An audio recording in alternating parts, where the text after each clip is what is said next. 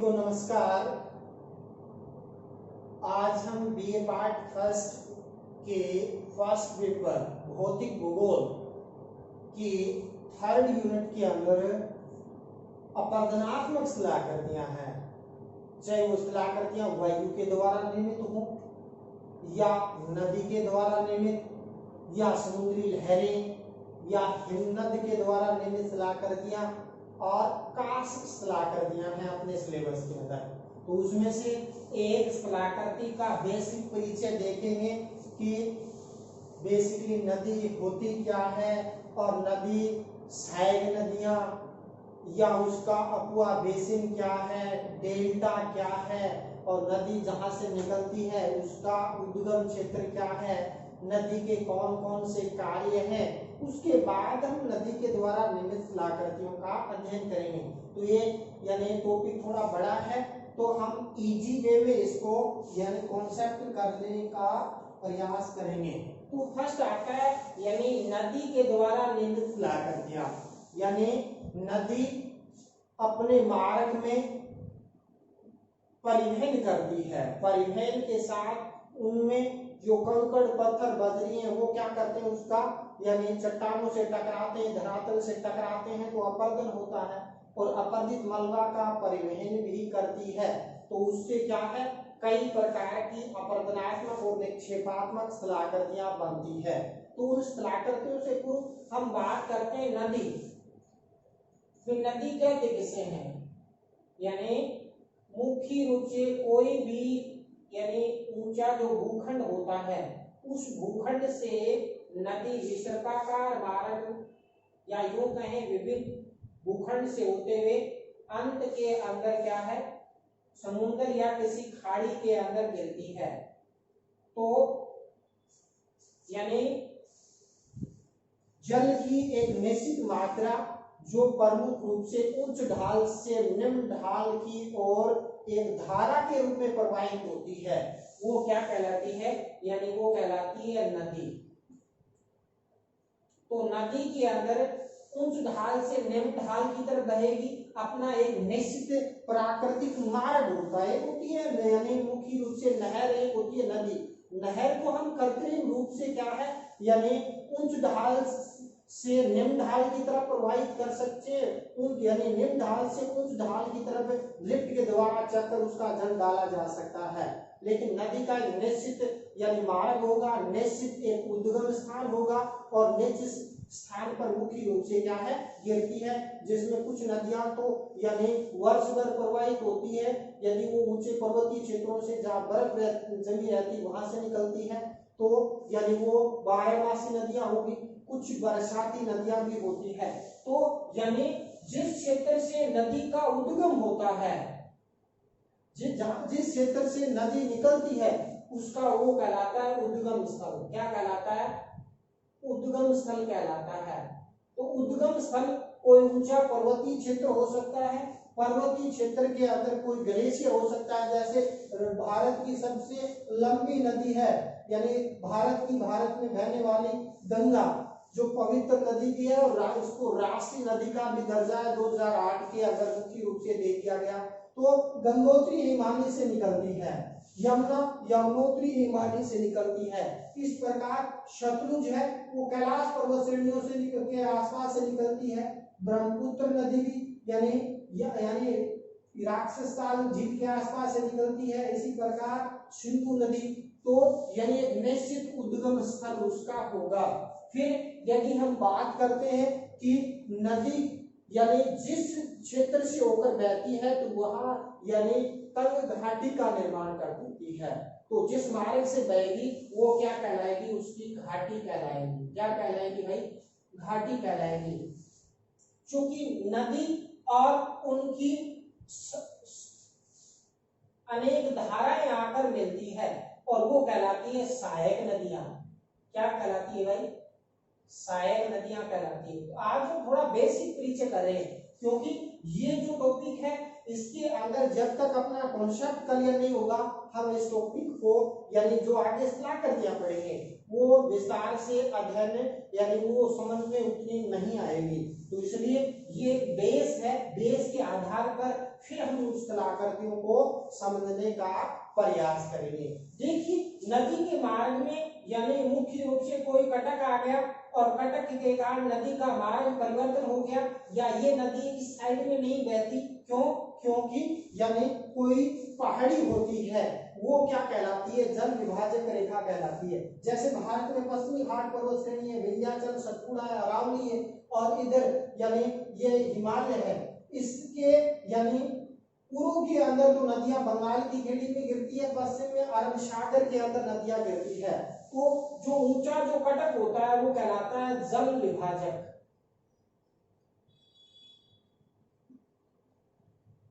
जल विभाजक के कारण नदी मुख्य रूप से क्या है उनका परिवहन मार्ग है वो निर्धारित प्रमुख रूप से क्या है होता है। फिर बात करते हैं मुख्य नदी तथा उनकी जो सहायक नदियां होती है, वो जो क्षेत्र होता है और उसके आसपास वाला क्षेत्र कहलाता है अपवाह बेसिन। अपवाह बेसिन कहलाता है। नदी के आसपास वाला जो बेसिन होता है, जहां नदी मुख्य रूप से बरसाती मौसम में बाढ़ लेके आती है, वो उसका जो बेसिन कहलाता है। और मुख्य नदी तथा उनकी जो सहायक नदियां हैं, जिन जिन क्षेत्र को सिंचती है या जिन जिन क्षेत्र में वो सिंचती है, वो उसका कहलाता है क्या? अपवाह तंत्र कहलाता है।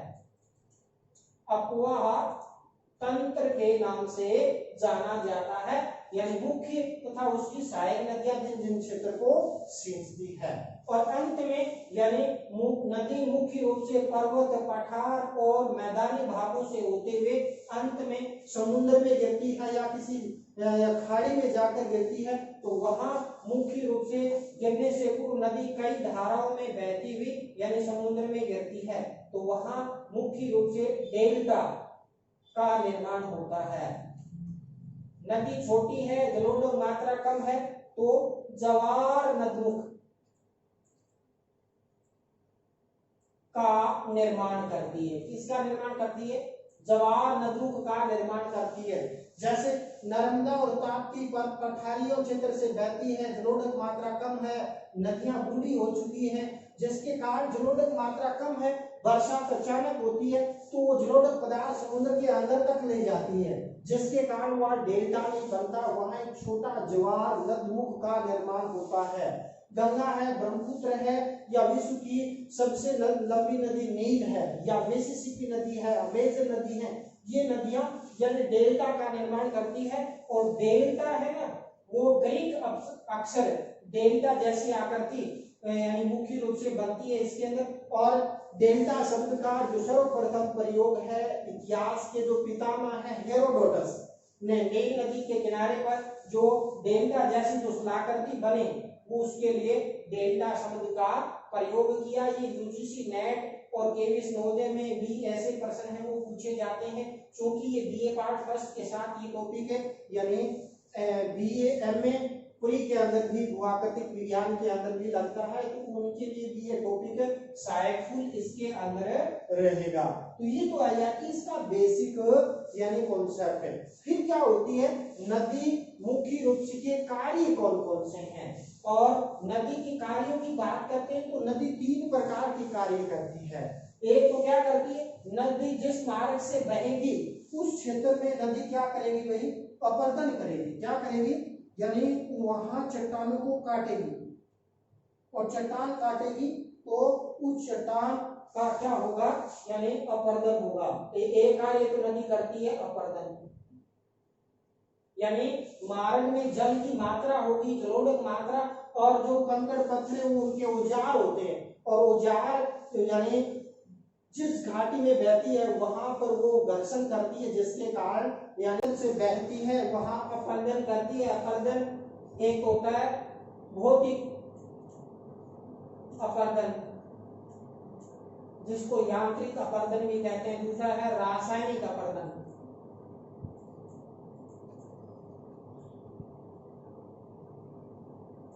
तो भौतिक के अंदर तो क्या होगा, यानी अपतरण की क्रिया होगी, इसके अंदर यानी चट्टानों का ह्रास होगा, घिसने की क्रिया मुख्य रूप से होती है। और वो निर्भर करता है नदी में यानी जलोढ़ कितना है, नदी का वेग कितना है, उस पर निर्भर करता है। दूसरा यदि हम देखते हैं तो रासायनिक अपरदन, चट्टानों के अंदर यानी कुछ घुलनशील पदार्थ होते हैं वो जल के साथ घुलकर यानी मुख्य रूप से यानी उनका कार्य होता है। तो ये तो हो गया क्या है अपरदन। दूसरा कार्य करती है यानी अपरदित मलबे का क्या करती है, परिवहन करती है। क्योंकि नदी उच्च ढाल से निम्न ढाल की होती है, नदी में जितनी सहायक नदियां होंगी जितना यानी वेग ज्यादा होगा उतनी मात्रा में यानी वो मलबा को परिवहन करती है। और परिवहन के अंदर यानी कुछ मात्रा में तो मलबा घसीट कर चलता है, कुछ मात्रा में यदि यानी बड़े होंगे वो लुढ़क कर चलते हैं, कुछ यानी घोलीकरण की क्रिया के द्वारा और कुछ लटकन विधि के द्वारा। लटकन विधि में क्या होता है यानी जो हल्के पदार्थ होते हैं नदी के साथ झूलते हुए जाते हैं। जैसे यानी मिसिसिपी नदी है, मिसिसिपी नदी अपना कुल भार का 90% भाग झुला कर ले जाती है, यानी छोटे कणों को यानी मुख्य रूप से झूल कर उसके चलते हैं। तो ये यूजीसी नेट के अंदर ये प्रश्न आ चुका है, एसएससी के अंदर भी ये प्रश्न पूछा गया कि निम्न से कौन सी नदी अपना 90% जो परिवहन है वो लटकन विधि के द्वारा लेके जाती है, तो मिसिसिपी नदी। तो ये आ जाता है नदी का परिवहन कार्य। इसके बाद थर्ड कार्य होता है नदी का निक्षेप।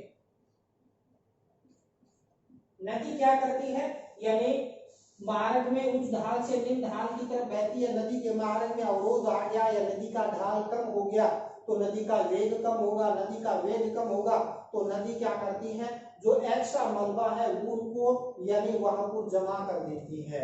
जैसे नदी जब मैदानी भागों में प्रवेश करती है तो जलोढ़ पंख जलोढ़ शंकु का निर्माण होता है, नदी जब मध्यवर्ती भाग में आती है तो बाढ़ का मैदान का निर्माण करती है, निचले भागों में आती है तो नदी डेल्टा का मुख्य रूप से क्या है निर्माण है वो करती है। तो जो परिवहनी मलबा है ढाल और वेग कम होने के कारण नदियां उस मलबे को यानी क्या कर देती है निक्षेप करना प्रारंभ कर देती है। तो ये नदी के हो गए 3 कार्य। एक यानी प्रश्न 2017 के जो अपने बीए पार्ट फर्स्ट का एग्जाम है उसमें एक प्रश्न पूछा गया छठी शक्ति का सिद्धांत क्या है। छठी शक्ति का सिद्धांत पर टिप्पणी लिखी, 2 नंबर का प्रश्न पूछा गया। तो छठी शक्ति का सिद्धांत यदि हम बात करते हैं तो गिलबर्ट महोदय ने दिया भाई छठी शक्ति का सिद्धांत। किसने दिया यानी गिलबर्ट महोदय ने यानी छठी शक्ति का सिद्धांत दिया। और इसका सिद्धांत क्या था, नदी के वेग और नदी की परिवहन जो क्षमता का यानी से संबंधित यह सिद्धांत था। और गिलबर्ट ने क्या बताया कि कोई नदी है, नदी का वेग दुगुना कर दिया जाए तो नदी में जो परिवहनित मलबा होता है वो 6 के गुणज में वृद्धि होती है। अर्थात यदि गिलबर्ट ने क्या बताया कि यदि नदी का वेग दुगुना कर दिया जाए और तो उसकी जो वृद्धि है 6 के गुणज में होती है। अर्थात गिलबर्ट ने बताया कि नदी का वेग दुगुना होगा तो नदी की परिवहन है वो 6 के गुणज में वृद्धि होगी। यानी 2 दूनी 4, 4 दूनी 8, 8 दूनी 16, 16 दूनी 32, 32 दूनी 64, तो 64 गुना क्या हो जाएगी इसमें वृद्धि हो जाएगी। और यही छठी शक्ति का सिद्धांत है। तो सीधा सा 2 नंबर का प्रश्न आए तो सटीक उत्तर देना है कि छठी शक्ति का सिद्धांत क्या है। छठी शक्ति के सिद्धांत का प्रतिपादन गिलबर्ट महोदय ने किया। उनका ये सिद्धांत नदी के वेग और नदी की परिवहन शक्ति से संबंधित है। नदी का वेग यदि क्या कर दिया जाए, नदी का वेग दुगना कर दिया जाए तो नदी में जो परिवहनित मलबा है वो 6 के गुणज में वृद्धि होती है, अर्थात नदी के वेग के अंदर 64 गुना वृद्धि हो जाती है, और यही छठी शक्ति का सिद्धांत कहलाता है। इसके बाद हम देखते हैं नदी के द्वारा निर्मित जो शिलाकृतियां हैं, तो नदी के अंदर कई प्रकार की शिलाकृतियां हैं। हम एक एक शिलाकृति को डायग्राम के द्वारा क्या है क्लियर स्पष्ट करेंगे, जिसमें यानी कर्म से वी आकार की घाटी, गोर्ज, कैनियन, जलप्रपात यानी जलज गर्तिका, अवमित कुंड, जलोढ़ पंख, जलोढ़ शंकु, नदी विसर्ग और गोखुर झील, नदी तटबंध, बाढ़ का मैदान, गुम्फित नदी, डेल्टा। तो इस प्रकार नदियों को 3 चरणों में बांट कर इन शिलाकृतियों का अध्ययन करेंगे। नदी के ऊपरी भाग में निर्मित शिलाकृतियां, नदी के मध्यवर्ती भाग में निर्मित शिलाकृतियां और नदी के निचले भाग में निर्मित शिलाकृतियों का अध्ययन करेंगे। तो इसी के साथ आज का टॉपिक अपने यहीं समाप्त करते हैं। जो शिलाकृतियां हैं उनका वर्णन कल विस्तार से अध्ययन करेंगे। इसी के साथ जय हिंद, जय भारत।